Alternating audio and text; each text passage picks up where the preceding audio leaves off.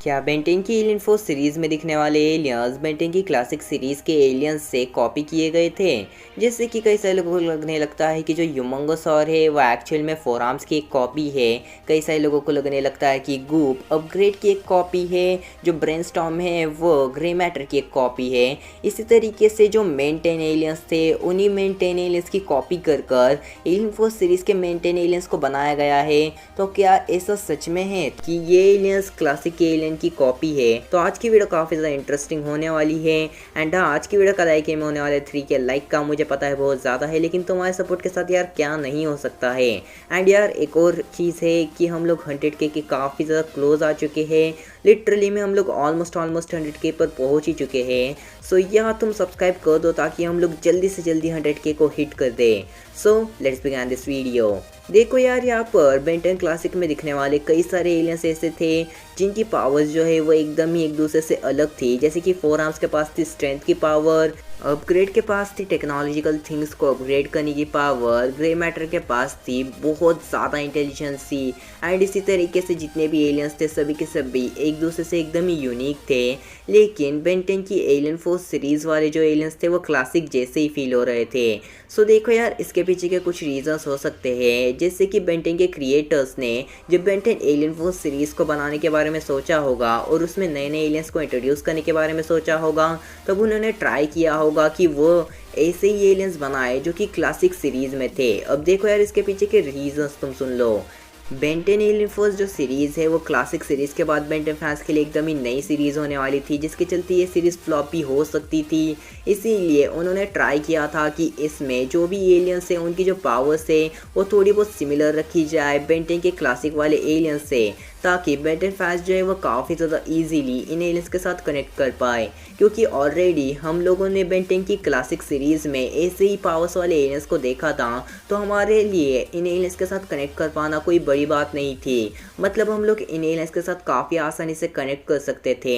And इसीलिए most probably शायद से बेन 10 की एलियन फोर्स वाले जो एलियन थे वो इस तरीके से बनाए गए थे। जो बेन 10 की एलियन फोर्स सीरीज़ वाले एलियन थे वो एक्चुअल में बेन 10 की क्लासिक वाले एलियंस की कॉपी नहीं बल्कि उन एलियंस से इंस्पायर्ड होकर बनाए गए थे। क्योंकि हम लोग ऑलरेडी ये चीज़ देख चुके हैं कि बेन 10 के क्रिएटर्स ऐसा करते रहते हैं कि किसी एक एलियन से कई सारे एलियंस को इंस्पायर्ड किया जाता है। जैसे कि फास्टैग है वो एक्चुअली एक्साइड से इंस्पायर्ड है। एंड ये हमें देखने मिला था बेन 10 की अल्टीमेट एलियन सीरीज़ में। मतलब एक तरीके से ऐसा चलता रहता है कि जो एलियंस की पावर है वो एक दूसरे से सिमिलर हो जाती है, क्योंकि तुम कितने ही यूनिक आइडियाज़ को लेकर आ सकते हो। मतलब यार, बेन 10 के क्रिएटर्स के पास यूनिक आइडियाज़ तो होते हैं, लेकिन यार कितने ही यूनिक आइडियाज़ लेकर आओगे। इसीलिए कई सारे एलियंस की जो पावर है वो सिमिलर भी हो जाती है। एंड हाँ, ऐसा भी नहीं था कि बेन 10 की एलियन फोर्स सीरीज़ के जितने भी एलियंस थे सभी के सभी जो एलियन हैं वो किसी पिछले वाले एलियन से इंस्पायर्ड थे। नहीं, एलियन एक्स एकदम ही न्यू आइडिया था। प्लस ऐसे और भी एलियंस थे जो कि बेन 10 की एलियन फोर्स सीरीज़ में हमें अपीयर हुए थे एंड वो एकदम ही यूनिक थे, जिसके चलते हमें वो बहुत ज़्यादा पसंद भी आए थे।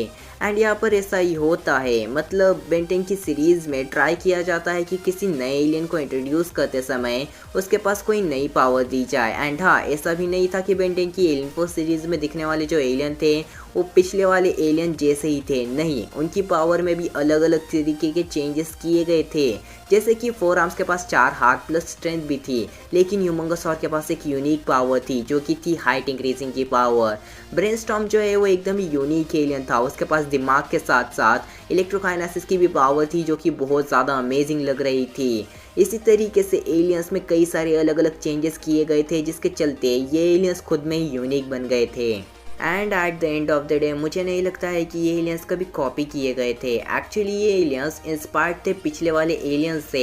एंड हाँ, उन्हीं में कुछ थोड़े बहुत चेंजेस कर कुछ नई पावर्स ऐड कर इन एलियंस को क्रिएट किया गया था। लेकिन ये एलियंस कई सारे पॉइंट्स पर हमें एकदम ही ओरिजिनल फील होते हैं। मतलब कई सारे पॉइंट्स पर हमें लगता ही नहीं है कि ये एलियंस जो है वो पिछले वाले एलियंस की पावर से इंस्पायर्ड है। और कई सारे लोगों को तो आज भी ऐसा ही लगता है कि जो सॉम्फायर है वो actually wild wine and heat blast का एक फ्यूजन फॉर्म है। लेकिन ऐसा नहीं है, क्योंकि यार उससे इन दोनों से इंस्पायर्ड होकर बनाया गया होगा। सो बस यार, आज के लिए बस इतना ही है। होपफुली तुम्हें पसंद आ गई होगी और तुम्हें ये चीज़ क्लियर हो गई होगी कि एलियंस इंस्पायर्ड है ना कि कॉपीड है। सो बस मिलते हैं नेक्स्ट वीडियो में। तब तक के लिए गुड बाय।